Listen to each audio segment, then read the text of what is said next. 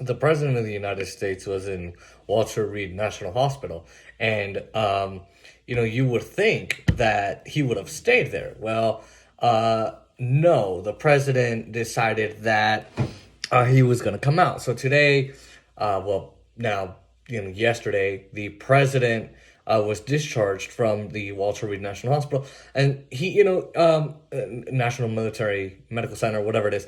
And normally you would think like the doctors would say, "Hey, man, you probably shouldn't be doing that, right?"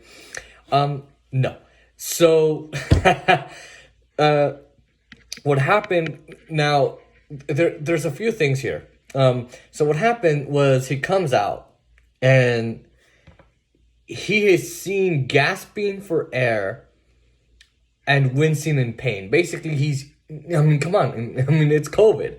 He's in pain. His body is aching horribly, terribly, an awful ton, right? An awful lot of pain, a ton of pain. And he's, God knows what his body is doing. God knows how his heart is doing, his lungs, any of that. But if he's gasping for air, I would think, man, that's kind of crazy, right?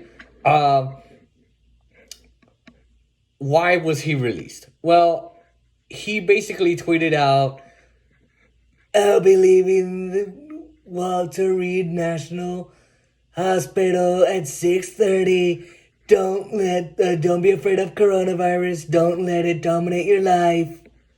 You idiot. Is he basically saying like, those 200,000 people that died, or the 1,429 people that died from the coronavirus because this weekend while I was in the hospital because they didn't have the healthcare that I have, and they didn't have the amount of medical staff and the choppers and the Walter Reed National Medical Hospital that I was at, and they didn't have none of that. Anyway, the people who died, they either didn't have enough strength to deal with it, or maybe they just let themselves die. They let themselves die. You idiot. That's, oh my God. The fact that he said that is just like, can you imagine it? Most of his base doesn't have a brain, including my dad. So when he's saying that, they're like, "You're right. My uncle that died, what a dumbass. He let it dominate his life." Woo! Okay. That's just them. But let's just take a look at others who are normal.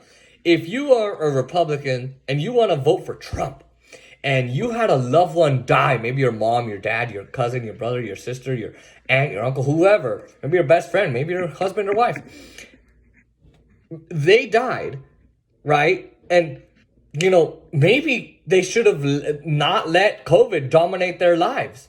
Okay, maybe they didn't have the healthcare that Trump had. Maybe they didn't have the medical treatments that Trump had. Maybe they didn't have anything that Trump had. But hey, they let that COVID dominate their lives. Wow. Now, again, so why did he get released? So besides him saying, "I'm just not going to do it," there are doctors who are saying, "Hey, he probably shouldn't be released, especially for his condition." Think about it, everybody. He is 72. Sorry, I'm just messing with this watch here. Okay, he's about 74, 75 years old. He's obese. Now, look.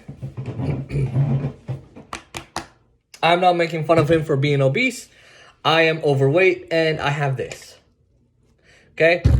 I'm not making fun of him. I'm just saying, he's that old, he's obese, he's got heart problems already, and besides being obese, a typical patient like him would not be released from the hospital. He would not, especially at his age. Older people usually tend to have certain other problems and baggage that maybe makes them stay at a hospital a little bit more. So what happened? There's got to be no other way to explain it other than this son of a gun told the doctors, "Nope, I want to go."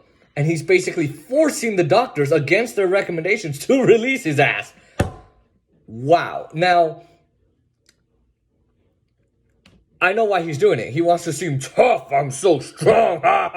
I'm going to beat this virus.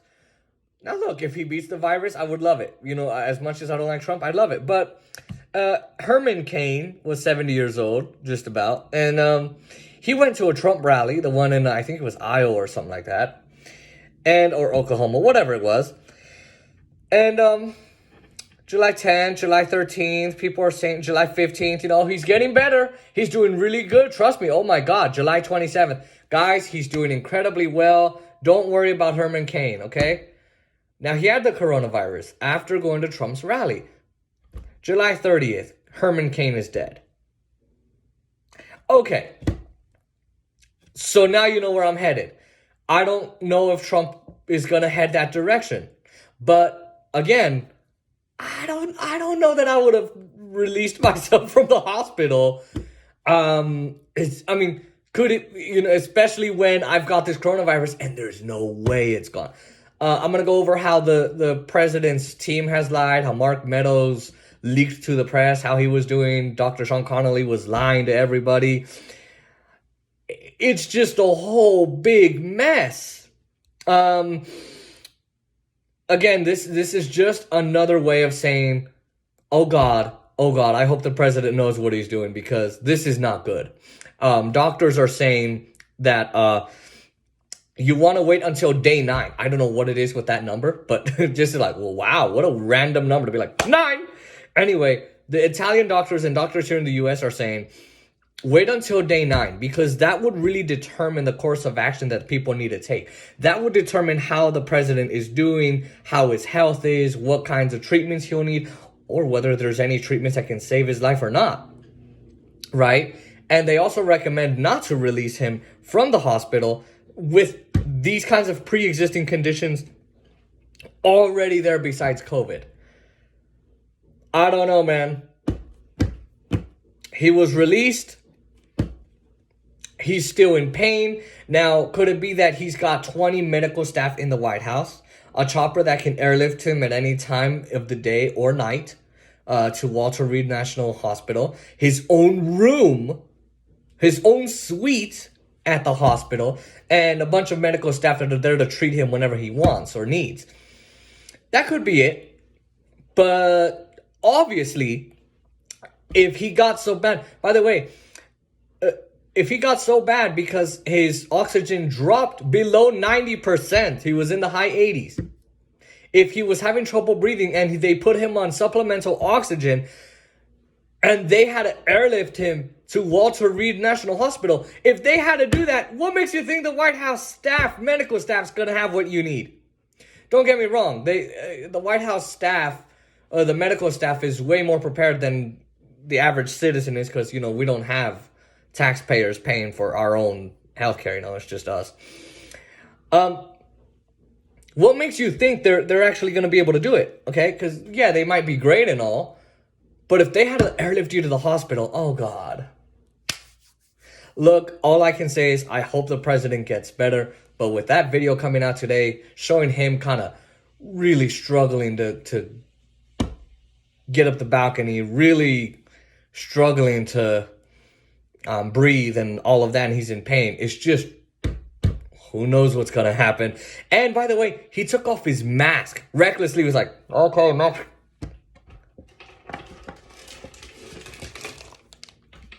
I'll use this one again. Let me put these headphones back here.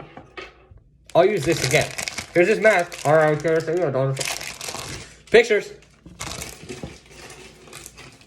This is bag I used yesterday. I am very afraid for the president. I'm not sure exactly what's going to happen. That is one of the updates I have for you.